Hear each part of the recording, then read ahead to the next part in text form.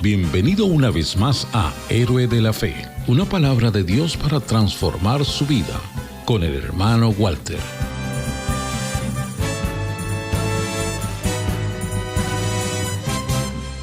Estamos esta semana sobre Pablo, Saulo de Tarso, el perseguidor convertido en Pablo, el apóstol a los gentiles.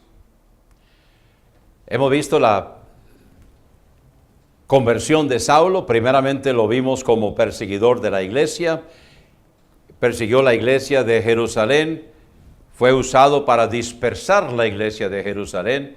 Luego, cuando quiso seguir persiguiendo ahora a los hermanos que estaban en Damasco, el Señor se le apareció. Ahí entonces él se convirtió. Él fue entonces sanado porque había quedado ciego y se bautizó. Y entonces ahí recibió su llamamiento para poder presentarse. Y él se fue presentando y se fue preparando para el servicio al Señor. Del momento de su conversión al momento en que él fue enviado, llamado por el Espíritu Santo y enviado por la iglesia de Antioquía de Siria, del momento de su conversión al momento en que él fue llamado y enviado por la iglesia de Antioquía, pasaron unos 18 años. Y cuando él salió, encontramos que en la comitiva de Saulo está número 1 Bernabé y número 2 Saulo, que luego se convirtió en el apóstol Pablo. Más adelante encontramos que entonces ahora Pablo ya no era número 2, sino que él había pasado la trayectoria, había aprendido juntamente con Bernabé acerca de lo que necesitaba hacer y cómo debía hacerlo, y entonces ahora es Pablo y Bernabé. Él fue usado por el Señor, Dios lo usó grandemente, anduvo plantando iglesias por todas partes. Y finalmente, al final de su carrera, ya en el capítulo 20, él se despidió de los hermanos de Éfeso. En Mileto los mandó llamar. En Mileto mandó a llamar a los hermanos de Éfeso y se despidió de ellos. Va camino a Jerusalén. En Jerusalén, entonces lo cogen preso y lo toman. Un par de versículos que nos va a servir de base para hoy.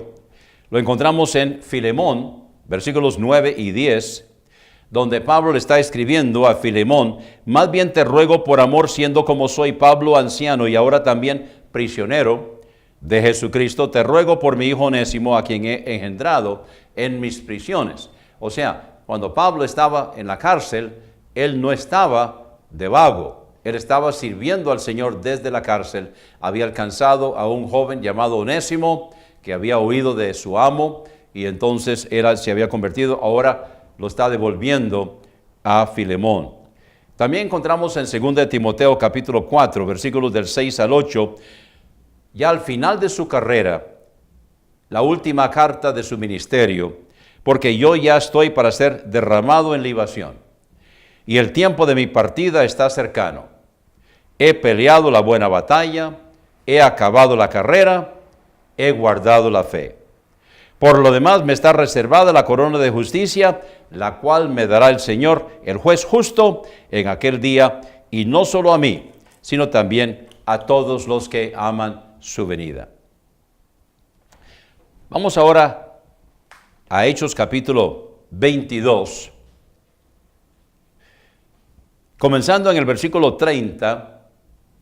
Él está en Jerusalén, lo ha cogido preso, y ahora entonces él se va a presentar delante de los judíos para ver de qué lo están acusando.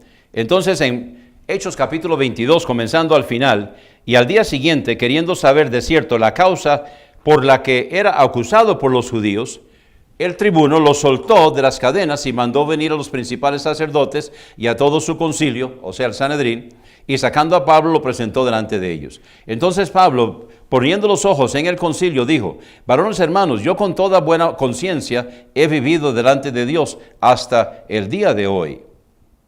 Y el sumo sacerdote Ananías mandó a los que estaban delante de él que lo golpearan en la boca. Y el sumo sacerdote Ananías mandó a los que estaban delante de él que lo golpearan en la boca. Entonces Pablo le dijo: Dios te golpeará a ti, pared blanqueada. ¿Estás tú sentado para juzgarme conforme a la ley y contra la ley me mandas golpear? Evidentemente, él no estaba con las vestiduras de sumo sacerdote. Y los que estaban presentes dijeron: al sumo sacerdote de Dios injurias? Y Pablo dijo, no sabía, hermanos, que era el sumo sacerdote, pues escrito está, no maldecirás al príncipe de tu pueblo. Ahora, vea la astucia de Pablo. Está delante del Sanedrín, está respondiendo por lo que lo acusan. Entonces Pablo, sabiendo que una parte era de saduceos y otra de fariseos, entonces él clamó, o sea, alzó su voz en el concilio. Varones hermanos, yo soy fariseo, hijo de fariseo, acerca de la esperanza y de la resurrección de los muertos se me juzga. Y cuando hubo dicho esto, se produjo una disensión entre los fariseos y los saduceos, y la multitud se dividió. Y entonces está explicando Lucas, porque los saduceos dicen que no hay resurrección, ni ángel, ni espíritu. O sea, ellos eran los liberales de su tiempo. Mas los fariseos confiesan estas cosas. Entonces, donde él alza su voz y dice, yo soy fariseo, hijo de fariseo, acerca de la esperanza y de la resurrección de los muertos, se me juzga. Por eso estoy delante de ustedes. Esto es lo que está en juicio aquí. Y hubo un gran clamor. Y levantándose los escribas de parte de los fariseos, contendían diciendo, ningún mal hallamos en este hombre, que si un espíritu le ha hablado o un ángel, no resistamos a Dios. Y habiendo gran disensión, el tribuno, teniendo temor de que Pablo fuera despedazado por ellos, mandó que la tropa bajara y lo arrebatara de en medio de ellos y lo llevara a la fortaleza. Y la noche siguiente se le presentó el Señor y le dijo, confía, Pablo, pues como has testificado de mí en Jerusalén, así es necesario que testifiques también en Roma. Había testificado entre los judíos, había testificado ante los gentiles, todavía faltaba algo de su llamamiento. 2 Timoteo capítulo 4 es la última carta que Pablo escribe en su ministerio. Te requiero yo, pues, le dice a Timoteo, delante de Dios y del Señor Jesucristo, que ha de juzgar a los vivos y a los muertos en su manifestación y en su reino. Predica la palabra, insta a tiempo y fuera de tiempo. Redarguye, reprende, exhorta con toda paciencia y doctrina.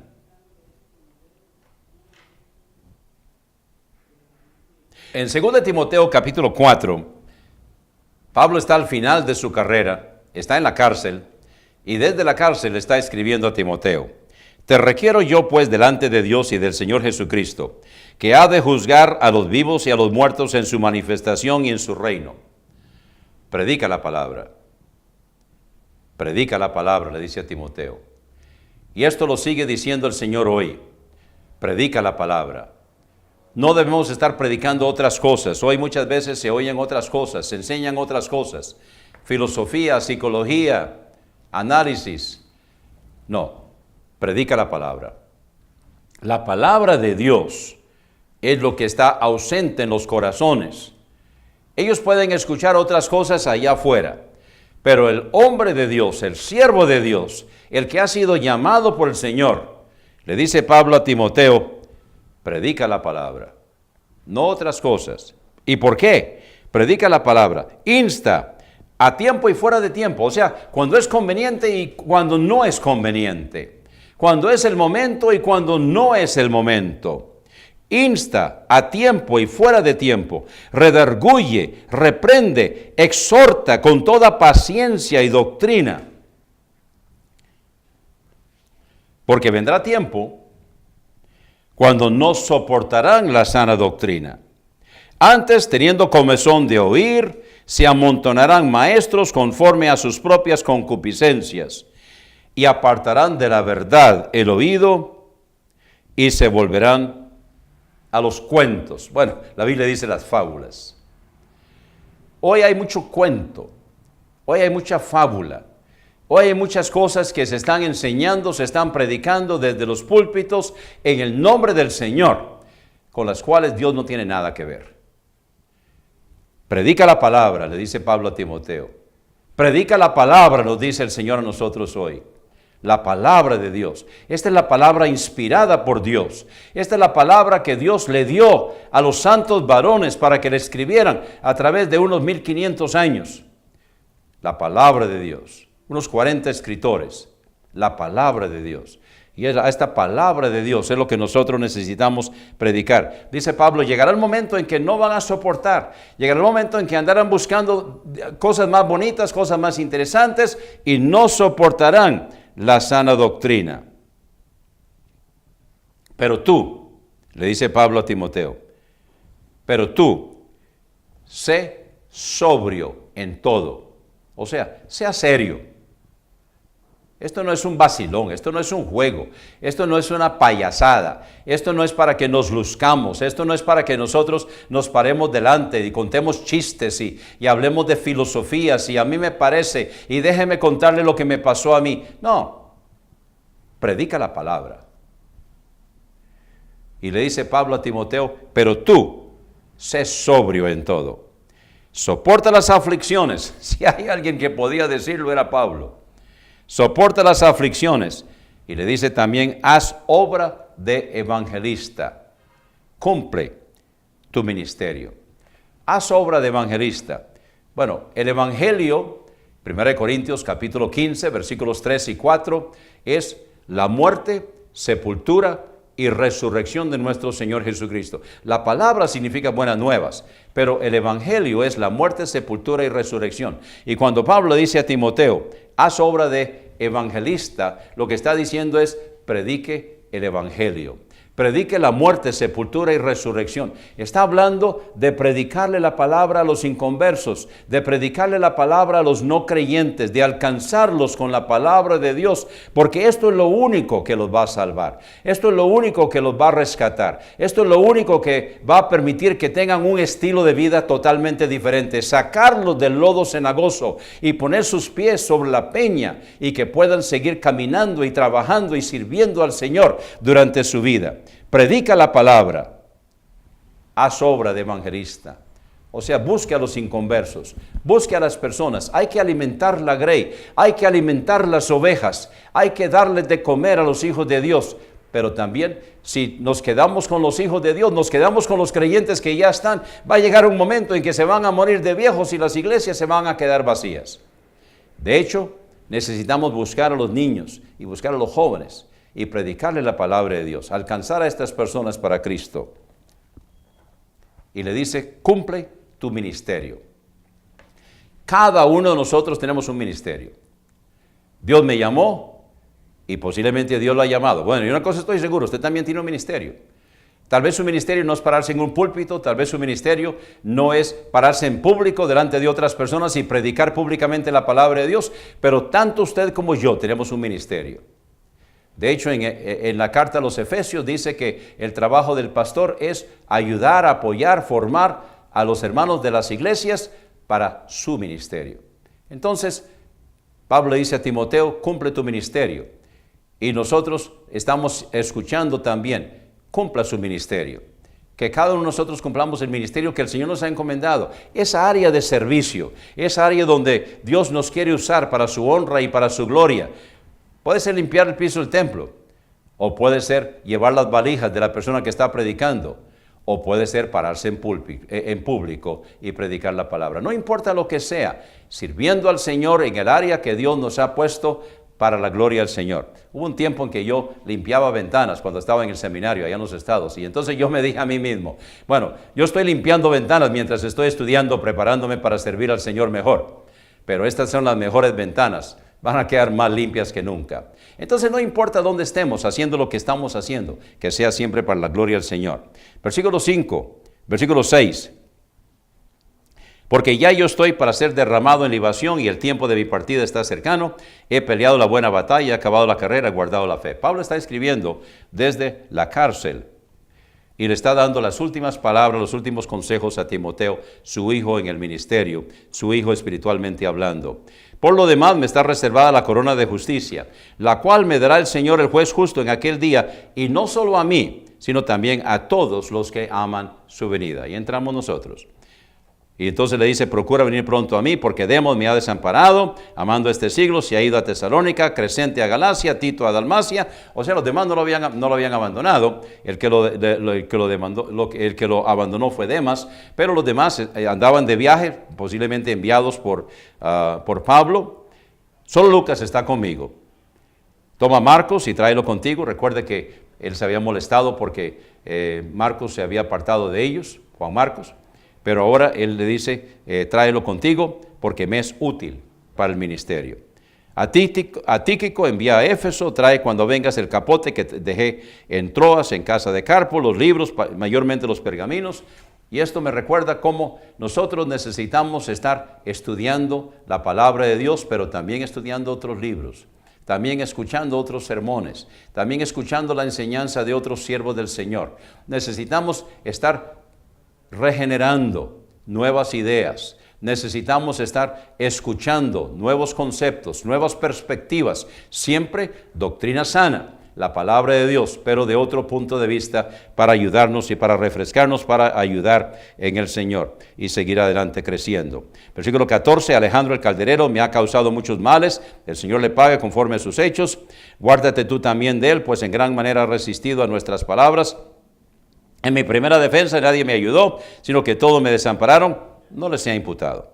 Pero el Señor me ayudó y me fortaleció para que por mí fuera cumplida la predicación y que todos los gentiles oyeran. Y que todos los gentiles oyeran.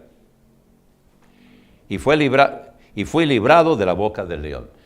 Pablo, desde la cárcel, está siendo usado. Desde la cárcel, está testificando. Desde la cárcel está escribiendo cartas. Desde la cárcel está dejándose usar. Él está encerrado, pero no está inutilizado. Él sigue siendo útil al Señor. Y nosotros tal vez estemos en circunstancias y en situaciones adversas. Tal vez estamos en situaciones donde pensamos que no podemos hacer nada. Sin embargo, el apóstol Pablo seguía sirviendo y seguía trabajando al Señor. Durante los últimos tiempos de mi padre, que pasó a la presencia del Señor de 104 años y 4 meses, él estaba en la casa, no podía salir, pero las personas que llegaban donde él, los enfermeros, las enfermeras, el médico que llegaba donde él, salía evangelizado. Papá les hablaba del Señor. Ellos llegaban para atenderlo a él, pero salían conociendo la palabra de Dios.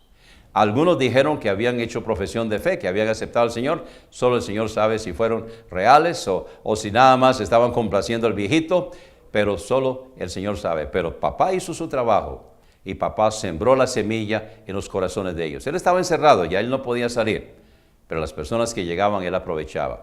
Pablo, desde la cárcel, está escribiendo cartas. Pablo, ahí en la cárcel, está también evangelizando y testificando a los carceleros. Y ellos también salieron evangelizados seguramente. Versículo 18, el Señor me librará de toda obra mala y me preservará para su reino celestial, a quien sea la gloria por los siglos de los siglos. Amén. En su última carta, se acuerda de Priscila y Aquila. Priscila y Aquila, él los encontró de camino. Priscila y Aquila fueron usados por el Señor para hablarle a Apolos, para instruirlo en la palabra del Señor. Y Apolos llegó a ser el pastor de la iglesia de Corinto. Después de que Pablo había sembrado la palabra en Corinto, Pablo se fue y entonces llegó Apolos y él fue el que tomó el pastorado de la iglesia de Corinto. Apolos conocía solamente el bautismo de Juan el Bautista, pero Aquila y Priscila entonces le enseñaron la palabra del Señor y él pudo llegar y ser el pastor de la iglesia de Corinto. Entonces Pablo dice aquí en 2 Timoteo 4:19, saluda a Prisca y a Aquila y a la casa de Onesíforo. Saluda a Prisca y a Aquila y a la casa de Onesíforo. Erasto se quedó en Corinto y a Trófimo dejé en Mileto enfermo. Procura venir antes del invierno. Eubulo te saluda, y Pudente, y Lino, y Claudia, y todos los hermanos. El Señor Jesucristo sea con tu espíritu, la gracia sea con vosotros. Amén. Vamos a Colosenses, ya casi estamos terminando. Vamos a Colosenses, capítulo 4. Vamos a comenzar en el versículo 7. Todos mis asuntos os hará saber Tíquico, hermano amado y fiel ministro y consiervo en el Señor, a quien os he enviado para esto mismo, para que conozca vuestros asuntos y consuele vuestros corazones, con Onésimo, amado y fiel hermano, el cual es uno de vosotros. Onésimo había escapado de Filemón y había caído en la cárcel en Roma. Ahí en Roma, entonces en la cárcel en Roma, conoció a Pablo. Y Pablo inmediatamente aprovechó, le testificó del Señor. Onésimo entonces se convirtió. Luego Onésimo salió de la cárcel y Pablo manda con Onésimo y con otros que fueron con él, manda una carta a Filemón para que lo reciba de regreso. Este es el Onésimo del que está hablando aquí. Dice: con Onésimo, amado y fiel hermano, el cual es uno de vosotros, porque él era de Colosas. Todo lo que aquí pasa os lo harán saber. Aristarco, mi compañero en la prisión, os saluda, y Marcos, el sobrino de Bernabé, acerca del cual habéis recibido mandamientos, si fuere a vosotros recibidlo. Ya Pablo había perdonado a Juan Marcos, que los había dejado en el primer viaje misionero, y ahora es uno de los que colaboran con Pablo. Luego dice el versículo 11, y Jesús, llamado Justo. Estos son los únicos colaboradores míos en el reino de Dios que son de la circuncisión, o sea, eran judíos, y han sido un consuelo para mí. Os saluda Epafras, quien es uno de vosotros, o sea, era de Colosas, siervo de Cristo, siempre esforzándose por vosotros en oraciones, para que estéis firmes, perfectos y completos en toda la voluntad de Dios, porque doy testimonio de él, de que tiene gran celo por vosotros, y por los que están en la Odisea, y los que están en Hierápolis. Y sigue despidiéndose. Os saluda Lucas, el médico amado, y Demas. Demas todavía aquí no lo había abandonado. En 2 Timoteo dice que Demas lo había abandonado. Saludad a los hermanos que están en la Odisea, y a Ninfas, y a la iglesia que está en su casa. Y cuando esta carta sea leída entre vosotros, haced que también sea leída en la iglesia de los laodicenses. Y la carta que le mandé a la iglesia de la Odisea, también la leéis vosotros. Esa carta no la tenemos. Y decid Arquipo: mira que cumplas el ministerio que has recibido en el Señor. Y eso mismo nos dice el Señor a nosotros, que cumplamos el ministerio que el Señor nos ha dado. Es un ministerio diferente, es un ministerio único. Cada uno tiene el ministerio que el Señor le ha encomendado. No se compare con nadie. No busque a ver qué están haciendo los demás. Ellos tienen su ministerio, usted tiene el ministerio suyo, yo tengo el ministerio mío. No debemos compararnos con nadie más. Somos únicos. Dios nos ha formado, Dios nos ha llamado, Dios nos ha equipado. Seamos fieles. Dice el apóstol Pablo en 1 Corintios 4 que se requiere de los administradores que cada uno se ha hallado fiel. Fiel a su ministerio, fiel a su llamado, fiel a aquello a lo cual el Señor lo llamó. Termina diciendo, entonces, recuerda que Pablo, él dictaba sus cartas, pero al final de la carta a los Colosenses, él dice, la salutación es de mi propia mano, de Pablo. Ya esta parte no la estoy dictando, sino que yo, de mi puño de letra, estoy escribiendo, acordaos de mis prisiones, la gracia sea con vosotros. Amén. Pablo estaba en la cárcel, pero en la cárcel ganó almas. En la cárcel animaba a los hermanos. En la cárcel predicaba la palabra. En la cárcel escribió muchas de sus cartas, se les llaman las cartas de prisión, las que él escribió desde la cárcel. Y tienen un tinte un poco diferente, porque él está pasando una situación.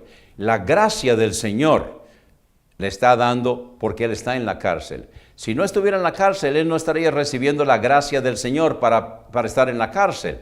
Hay que estar ahí para recibir esa gracia. Hay que estar allí, en esa situación, en esa circunstancia, en esa necesidad, para poder recibir la gracia del Señor, que es para esa ocasión, que es para esa situación. Entonces Pablo en la cárcel está sirviendo. Pablo desde la cárcel anima a otros. Oren por mí, no se olviden de mí. necesito sus oraciones. Pero él siguió animando, él siguió sirviendo al Señor desde la cárcel. Esta semana hemos estado viendo a Pablo, Saulo de Tarso, el perseguidor de la iglesia, convertido en el apóstol Pablo, apóstol a los gentiles, héroe de la fe. Pero podemos aprender de él y podemos ser también nosotros, usted y yo, un héroe de la fe. ¿Por qué? No sigamos a Pablo. Él es un héroe y nosotros podemos ser un héroe, pero poniendo la mira en el Señor Jesucristo. Muchas gracias por la atención prestada al programa de hoy. Dios lo bendiga. Este ha sido el sermón de hoy. Lo invito para que continúe conmigo en el siguiente segmento, donde voy a estar contestando las preguntas que usted me ha enviado. La pregunta de hoy: ¿cómo se aplica el diezmo en la actualidad? Bueno, vamos a ir a Números capítulo 18 para ver cuál es la aplicación en el Antiguo Testamento. En Números capítulo 18, comenzando con el versículo 21. Y he aquí, yo he dado a los hijos de Leví todos los diezmos en Israel por heredad, por su ministerio, por cuanto ellos sirven en el ministerio del tabernáculo de reunión. Y no se acercarán más los hijos de Israel al tabernáculo de reunión para que no lleven pecado por el cual mueran. Mas los levitas harán el servicio del tabernáculo de reunión, y ellos llevarán su iniquidad, estatuto perpetuo para vuestros descendientes, y no poseerán heredad entre los hijos de Israel. Porque a los levitas he dado por heredad los diezmos de los hijos de Israel, que ofrecerán a Jehová en ofrenda, por lo cual les he dicho, entre los hijos de Israel no poseerán heredad. Entonces, en el Antiguo Testamento, los diezmos eran para el sostén de la tribu de Leví. Así es como se ocupaba. Cuando se repartió la tierra, los levitas no recibieron herencia. A ellos se les dio 48 ciudades, las ciudades de los levitas, entre las cuales 6 eran ciudades de refugio.